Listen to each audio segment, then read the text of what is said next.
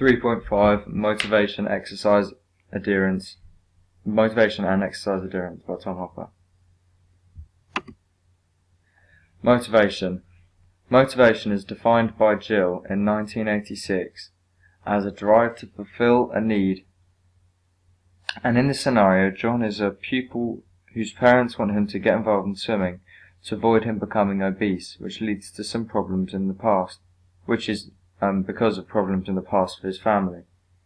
John has high levels of motivation for swimming to begin with, as he enjoyed playing with his siblings and was very proud of his 25 and 50 meter swim certificates. However, he experienced amotivation, which is having no motivation and having a lack of effort or interest in swimming, because he did GCSE PE, and he was one of the slowest, so started bunking the swimming practicals as he was no longer motivated. There are two types of motivation: intrinsic motivation, which is motivation due to enjoying a sport or to perform for an internal benefit like satisfaction or happiness. Rewards include enjoyment, curiosity, competitiveness, or a situation.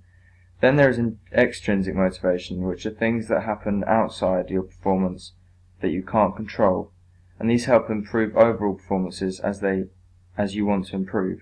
External rewards could be intangible or tangible. Intangible are things like praise from your coaches, status, and competition. But this isn't really relevant for John, as he isn't very good with competition, although he might receive praise from his teachers. And the tangible things that you may receive could be trophies, money, certificates, or badges. And this worked for John to begin with, as he liked his 25 and 50 meter swim certificates. However, as he grew older, he was less motivated by these, and he was always one of the slowest in his GCSE class. There are factors affecting motivation, like your family. Are very encouraging and want John to do lots of swimming, but their personality is, if they are outgoing and choose to do it, they're influenced by a role model and also the physical environment like facilities. But John doesn't struggle with that. The motivational climate and performance climate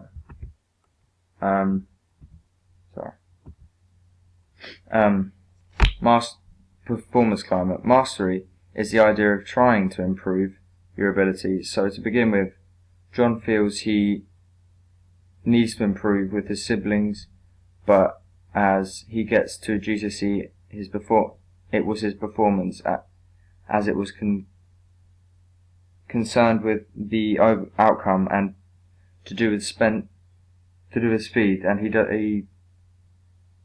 the speed of the lengths compared to his colleagues. The theories of motivation. Firstly is need achievement motivation, or NACH, and it is when you are motivated to be very good at a sport, and then there is need to avoid failure, which is NAF, and that is trying to avoid failure in the sport. And it was defined by Atkinson in 1964 as the drive to achieve success for its own sake, and this is for a different caliber of athletes. As a high tier athlete or professional will want to achieve success, but low tier athletes, or just people like John, want to avoid failure. As shown in the diagram in the top right, some athletes' personalities would be in different places. So a professional footballer would be at the top, at a high notch, as they want to achieve a big success. And then for a Sunday League substitute player or someone like John, they will have a high need to avoid failure, so will be very close to the right. Because he isn't very good at his sport. There is a sort of formula that makes a combination of different sports people. So they combine of personality factors and situational factors, which then equal the resultant tendency, and then that goes into the probability. Sorry, the resultant tendency into emotional reactions. So for a need to achieve athlete, it is the motive to achieve success times by the probability of success will achieve their approach to success, and then that goes into the focus on success for the athlete. And it's the opposite for NAF. So they have a motive to avoid failure times the incentive value of success, which will equal avoid failure, and then they focus on the shame of failure. Strategies to improve NACH are things like positive reinforcement, like positive self-talk to motivate you, or self-achievable goals, or realistically achievable goals or targets. But for a need to achieve athlete, they need to be challenging, so you're trying to improve all the time. And then strategies for to reduce NAF are things like not worrying about mistakes or failure, reducing the chance of failure to keep yourself positive, and focusing negative feedback on effort rather than your ability, so you're not constantly beating yourself up about something that is out of your control. Then there is attribution theory, and this is when the outcome is blamed on something in particular to make you feel maybe better for the success or the failure. The diagram in the top left shows where things are blamed. So down the left hand side is internal areas of blame, and then stable is where you can't affect the outcome. So that is things like your ability, as you might not have been good enough. And then the unstable part is which can be changed, which can change in different scenarios, like the effort you put in, the behaviour of you during the game, and maybe your practice beforehand. And these are things that can be affected to improve on for the next time. So you could put more effort in next time, and you probably will do better. And then there are external factors. So the stable is coaching, as you can't control how this is, so could be blamed, because you're not doing it yourself, but it's an external factor which stays the same.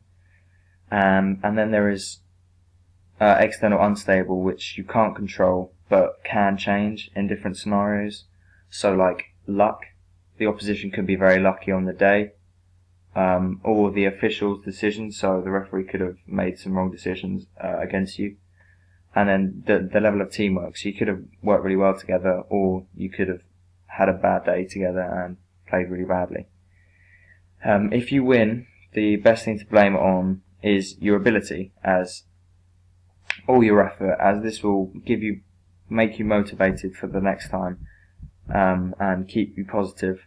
But if you lose, blame it on something like the officials, or if the opposition was lucky, is a good thing, because it makes you feel better, and so you don't feel the same for the next game.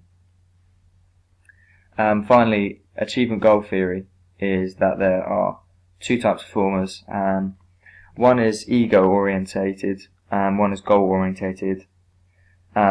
This is trying to beat others. So ego or goal is trying to beat others and be better than other people. So this could be John in the swimming. But then there is task goal orientation, where you're only competing with yourself and to improve your own performance. So in the scenario, that John is disappointed as he isn't as good as the others, so isn't interested in improving himself, as doesn't have the motivation to improve himself, as he compares himself to others and is the slowest out of all the people in his GCSE class.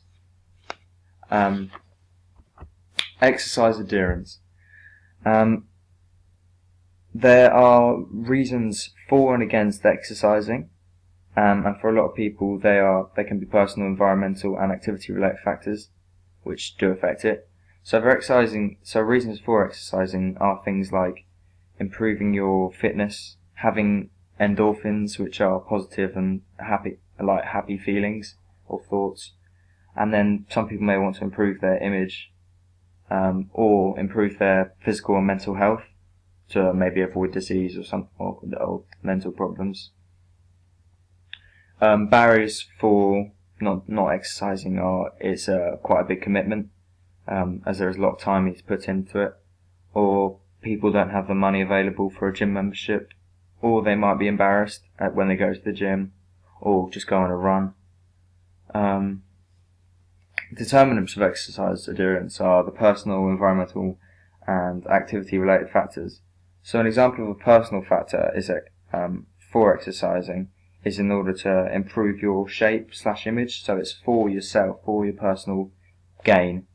And then environmental could be not exercising because there aren't any facilities near you, so there's not a decent gym near you or something like that. And then finally, activity related factors, which are not exercising because you're not very good at running or doing sports like football, rugby, basketball. And then the trans-theoretical model is a process.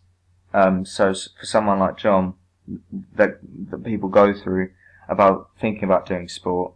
Firstly, a pre-contemplation, which is not thinking about it, and being encouraged to think about positives and negatives. Then contemplation, which is actually getting ready and thinking about it. So John's attitude could have shifted, and he's interested in swimming, but you can be stuck there for 2 years. Then preparation, which is the stage of getting ready and taking gradual steps into it, like contemplating swimming with family or friends. Then actually doing it, which is known as the action, and then maintenance, which is keeping it going. So like for John, keeping it up for a few months and enjoying it. Finally is the health belief model, which is 4 things which you weigh up in a decision. So John has a perceived threat of obesity, which is a genetic trait which he needs to decrease his weight for. But then there are benefits and barriers. So John could go back to enjoying swimming with family and friends, but he could also think negatively about being the slowest in his class, and then not swimming again. Then there are cues to action, so motivation for John to do it, like family members encouraging or paying for like a gym membership for him to swim for free or something like that. And then there is self-efficacy, which is basically whether he believes in himself or not. So at the moment he doesn't, because he is the slowest in his GCSE class. And finally there is a decision balance sheet, which is on the right, and it's sort of the pains and pleasures of taking or not taking action. So for pain of taking action, it could be swimming again, and things like it's very time consuming, so that could be a pain, and doing a lot of swimming, and also he could be judged or embarrassed for doing it, for not being very good. And then the pleasures of taking action, so he will lose weight and have fun with his friends. And then pains of not taking action are pains of taking action, like being obese, and pains of not taking action, having negative thoughts and being obese. And then pleasures of not taking action are things not being upset or being embarrassed. And then he has free time and has no chance of being laughed at by colleagues in his GCSE class, and he has more free time. Thanks.